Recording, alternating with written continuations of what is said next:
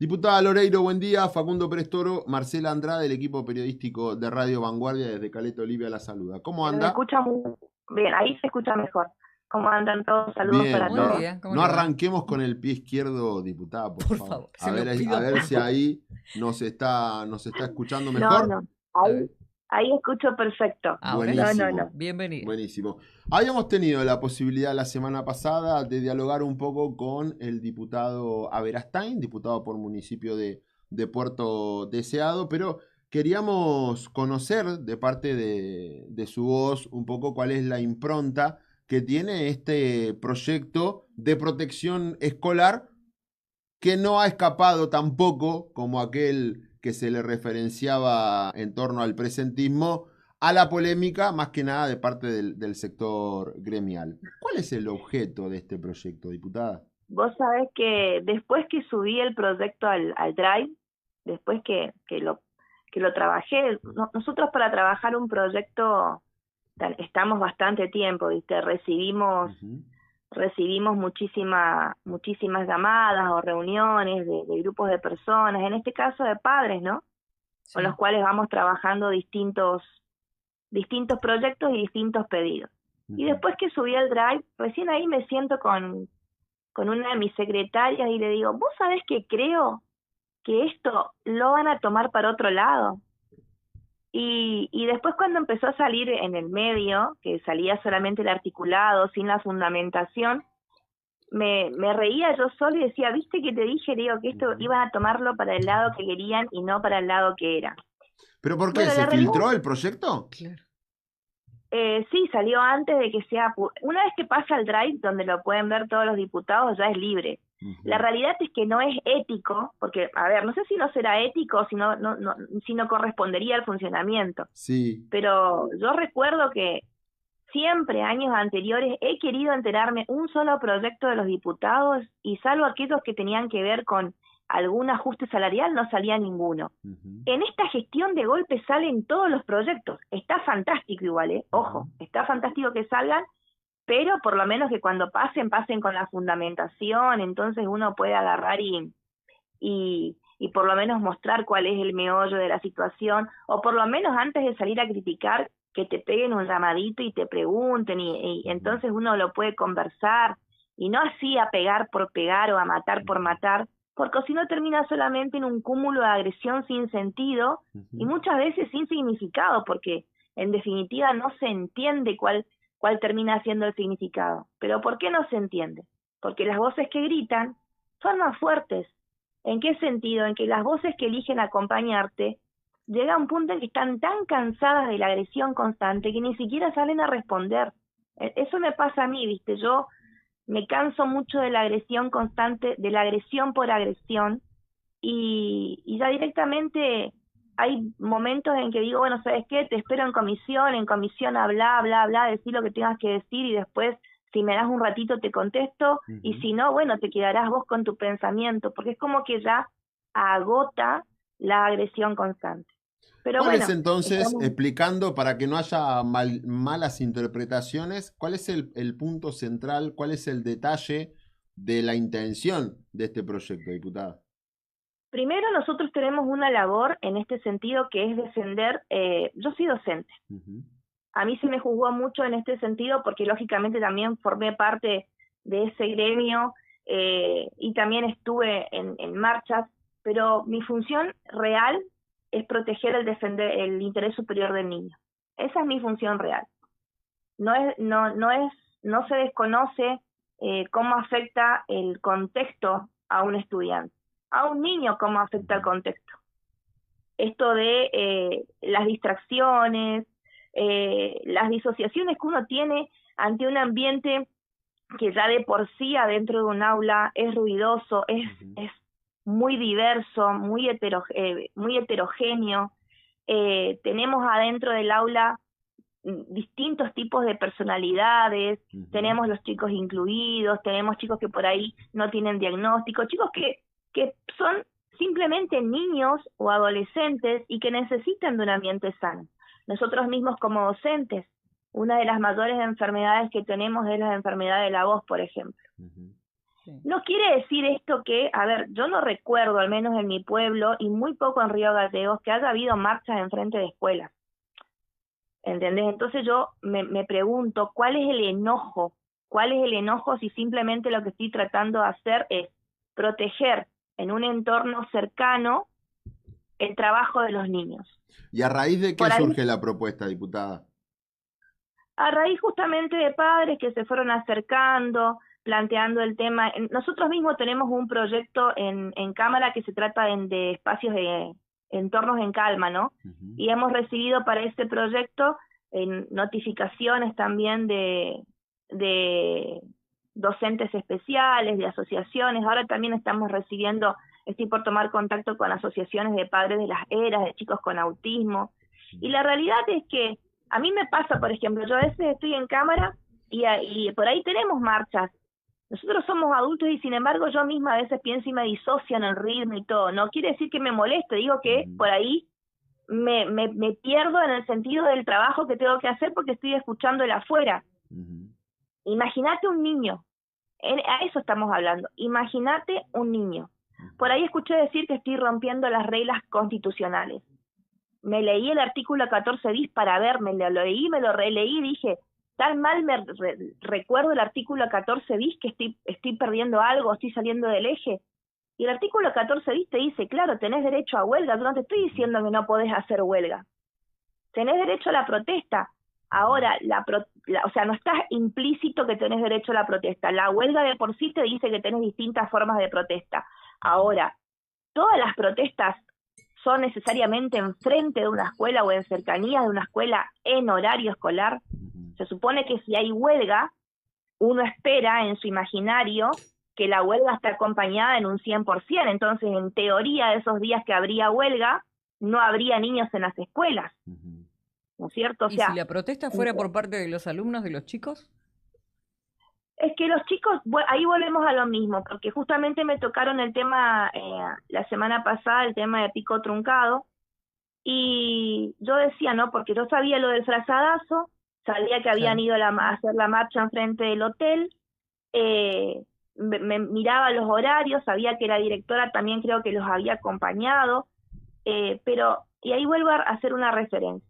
Sí. Primero, porque todos nosotros fuimos estudiantes, a mí también me tocó ser presidente del centro de estudiantes en mi secundario y me tocó también la picardía de ese momento, por los reclamos de ese momento, hacer una sentada. Un colegio no puede ser tomado por ley. En el 2017, cuando también en mi pueblo se hizo la toma del colegio número 8, nosotros se tuvo que salir de ahí porque justamente se podían iniciar acciones legales, no solamente en contra de los docentes, sino en contra de las familias que acompañaban.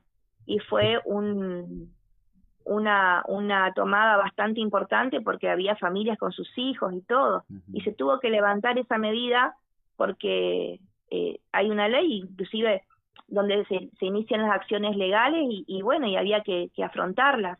Entonces se dio la opción de levantarla o de seguir, y era evitar el perjuicio. Y fundamentalmente en el tema del caso de los estudiantes, son menores de edad, no son responsables ellos. Pero para enseñarles el ejercicio de la ciudadanía, en todas las escuelas secundarias tiene que existir la figura del consejo escolar. Ese consejo escolar no solamente, esa figura se eliminó hace mucho tiempo de parte del Consejo de Educación anterior y hay que volver a reactivarla. Yo lo charlaba con la presidenta del consejo justamente esto, ¿no? De que los colegios secundarios y los primarios también tienen la figura del consejo escolar, no sé si se llama así acá en la provincia, pero es un consejo escolar donde están los directivos, los representantes de los docentes y están el representante de los estudiantes por parte del presidente del centro de estudiantes. Centro de estudiantes, claro. Y esa es la manera de canalizar. Entonces, la figura legal existe para que los niños los estudiantes puedan hacer sus reclamos. Solamente hay que reactivarla. También entiendo que en esa toma de truncado había papás que eran concejales, misteriosamente eran concejales que pertenecían a la oposición, y yo como mamá no voy a mandar yo a mi hijo, o sea, mi hijo es un estudiante secundario, yo quiero que mi hijo aprenda la ciudadanía, y la ciudadanía no solamente está conformada de marchas y protestas, sino hay otros reclamos genuinos, y eso es lo que voy a tratar de enseñarle a mi hijo. O sea, cada cual le enseña a su hijo lo que quiere, ¿no? Pero en lo personal, la construcción de la ciudadanía, si nos basamos en la metodología de lo que es la ética, la materia ética y ciudadana, sabemos por dónde se encausa y por qué se fueron forjando estos movimientos sociales y estas luchas. Pero yo creo que ahora estamos en un momento donde tenemos un consejo con puertas abiertas. En lo personal hay escuelas con puertas abiertas, se puede ingresar, se puede dialogar, los directivos tienen la obligación de escuchar a los padres, tomar los reclamos y elevarlos. Entonces, y todo el trabajo que se está haciendo por parte del Consejo de Educación, imagínense, yo pensaba, ¿no? Decían, tienen frío, hay calderas, no se cambian, hay calderas rotas, no sé, los calefactores, la humedad. Y vuelvo a la pregunta que hice la semana pasada a un par de personas. ¿Anteriormente no tenían frío? Yo recuerdo que yo tenía que ir a la escuela obligada y trabajar con las goteras, se nos inundaba el salón de gimnasia, se nos inundaba el salón de actos, nos llovían las paredes, los calefactores se nos apagaban, estábamos abrigados, o sea, la leche era una cosa miserable, acción social, que porque dependía de acción social, a veces no llegaban los insumos y había que ir a trabajar y nadie nos permitía. Entonces decía... Bueno, pero eso, diputada, disculpe que la interrumpa y de paso lo engancho con la última pregunta. Esa es una cuestión que lamentablemente se ha normalizado, hay presupuesto para eso y evidentemente se desconoce cuál es el uso real. Ahora, yo estoy, me parece, de acuerdo con esta cuestión de la protección de los estudiantes, pensándolo desde lo que me parece debería de ser un debate mucho más intenso y más abarcativo, incluyendo todo esto de la accesibilidad universal, ¿no? En este sentido, en este aspecto de lo que usted marca, me parece que se puede encauzar en eso y le falta todavía nutrirse de varias otras cosas. Ahora, priorizar un espacio para que sea silencioso. ¿Cuándo? Tenemos colegios que no tienen calefacción, no tienen agua, no tienen higiene, tienen plagas, los docentes no cobran lo que corresponde, los edificios no están en condiciones. ¿No le parece que es llevar un punto en el debate que es demasiado superficial para el problema de fondo? Primero, porque el punto del debate para este proyecto no estaba encauzado justamente en lo que están queriendo llevar. Por un lado está el proyecto y por otro lado está el trabajo que está haciendo el Consejo. Las necesidades son muchas, es como te estoy diciendo, nadie niega que siguen siendo muchas necesidades. Pero, por ejemplo, el trabajo, el otro día tuve la suerte de poder ir a mantenimiento, a la parte de mantenimiento, y hablaba con el grupo de chicos de mantenimiento, ¿no? Por un lado te contesto esto porque lo separo de lo que es el proyecto.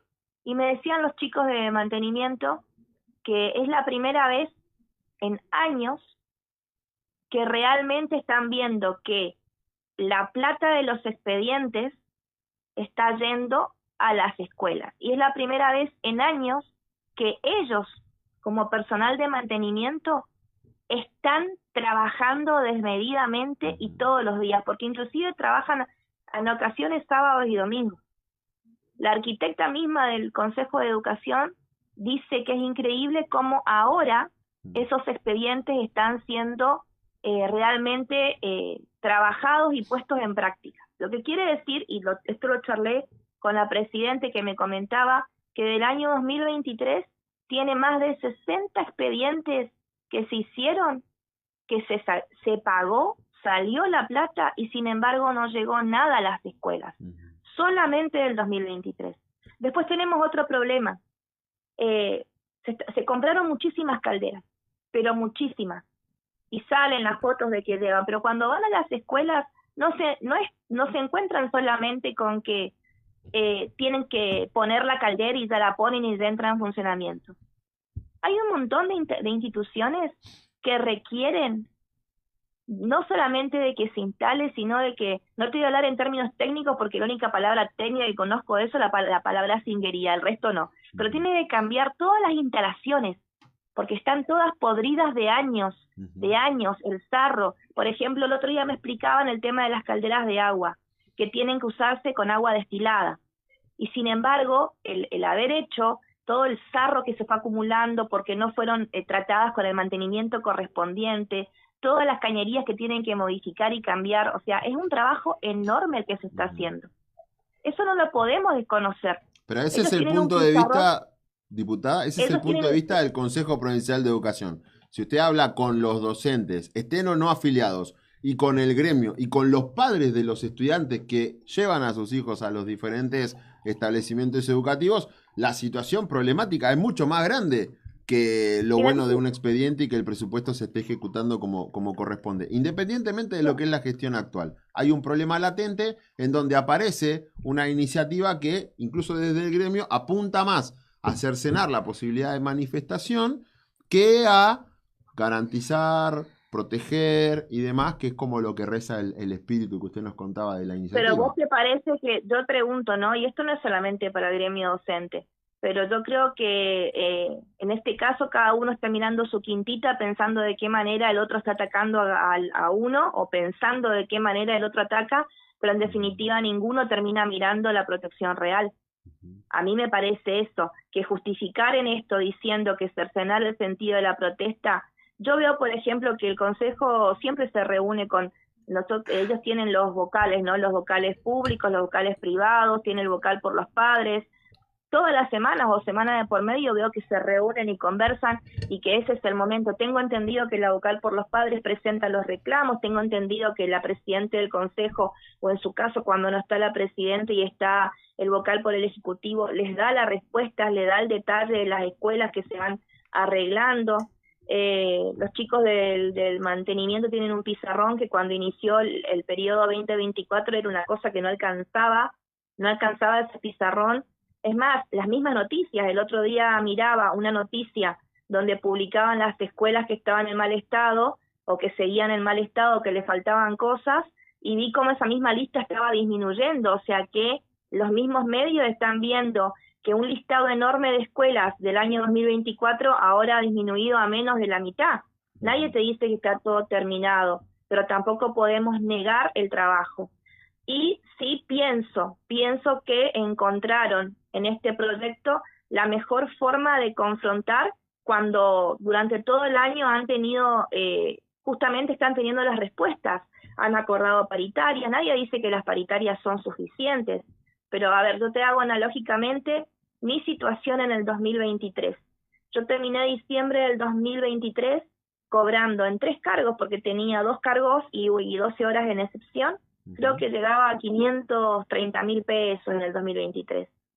Ahora todavía falta, lógicamente, porque me encantaría poder, cuando vuelva a la escuela, poder trabajar un solo cargo y que un solo cargo sea suficiente, porque siempre tuve 2 cargos. Pero en 2 cargos y con mi antigüedad estaría cobrando ahora 2.300.000, un poquito más tal vez. Falta todavía, sí, tendría que seguir trabajando doble cargo para poder cobrar eso, ¿no? Debería poder trabajar un cargo. Nadie está negando la situación, pero algunas cosas se fueron modificando. Por ejemplo, nosotros durante años estuvimos expuestos al tema de la promoción acompañada. Ahora se está trabajando, no se permite más la promoción acompañada, se están implementando dispositivos tanto en la primaria para la alfabetización y en el secundario para el acompañamiento y el recupero de los estudiantes. Todo ese daño que se ha hecho con estudiantes que terminaban el secundario con 30 materias y no podían ir a la universidad, estudiantes que se iban por traslado a otras provincias y que estaban, no sé, en tercer año y tenían que volver a primero porque las competencias no las tenían. O sea, fue un daño muy grande, no solamente para lo estructural, para lo pedagógico didacto fue un daño impresionante. Y esas cosas sí se fueron como solucionando, o sea, en un año todo el trabajo que se hizo yo no lo puedo desconocer y negar, ni siquiera como maestra, ni siquiera como maestra. Yo charlo mucho con colegas y vuelvo a decirte, charlo con colegas que por ahí están tan cansadas de recibir la agresión. Hubo un tiempo en que yo, hace mucho tiempo, por allá por el 2014, yo no hacía paro, porque no me daba la posibilidad del descuento tampoco y porque realmente no veía la necesidad en ese momento. Y sin embargo, para la gente del gremio, para mis colegas del gremio, era una carnera, era una rompehuelgas. Después cuando empecé a estar del lado del paro y pude tomar la posibilidad y empezar como a ser confrontativa, de golpe era la mejor de todas, ¿no? Y ahora volví a ser la peor de todas, o sea, ¿son las reglas del juego? Sí, listo. Y si yo tengo que trasladar la voz de la gente que dice que no quiere ser agredida, la traslado, no tengo problema. Después nos sentaremos, debatiremos, discutiremos y veremos cuál es el meollo del problema o de lo que ellos ven como un problema. Por eso yo creo que son dos cosas distintas las que está pasando acá. Por un lado, el trabajo del Consejo de Educación, que lógicamente siempre va a haber una parte opositora, siempre va a haber una parte opositora y que va a buscar tapar todo el trabajo que se hace y todo va a ser cuestionado y cuestionable, pero lo importante es que tengamos las respuestas. Peor sería si alguien estuviera cuestionando y yo hubiera tenido esos expedientes durmiendo y la plata afuera. Eso hubiera sido lo peor. Sin embargo, ahora se puede, por ejemplo, el informe de gestión que va a salir, donde se detallan los expedientes y donde se detalla la plata utilizada y que realmente está. ¿No sabes qué feo fue arrancar un 2024 con gente que decía, con proveedores que decían, con el consejo no vamos a trabajar porque nunca nos pagaron? Pero sin embargo había expedientes cobrados. Entonces, ¿el perjuicio qué era? Ahora por lo menos los pocos proveedores que quedan pueden decir que trabajan con el consejo y que el consejo les paga en tiempo y en forma. Y entonces el trabajo se hace. Lo que quiere decir que durante años nos han robado y nos han mentido en la cara, y eso hay pruebas de todo.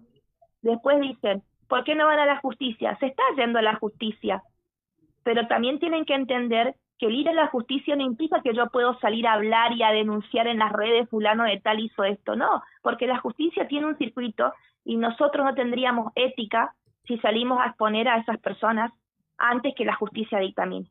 No sé si se entiende por dónde, ¿Sí? por dónde va el tema. Sí, sí, se entiende y se entiende también su postura y ha quedado en claro y obviamente tiene el valor que corresponde. Gracias, diputada, por el contacto. Muchísimas gracias a ustedes, cuando quieran. Hasta Que luego. tenga buena Mañana. jornada. Hablábamos con Fabiola Loreiro, diputada por municipio de Puerto Santa Cruz, integrante de la legislatura de la provincia de Santa Cruz.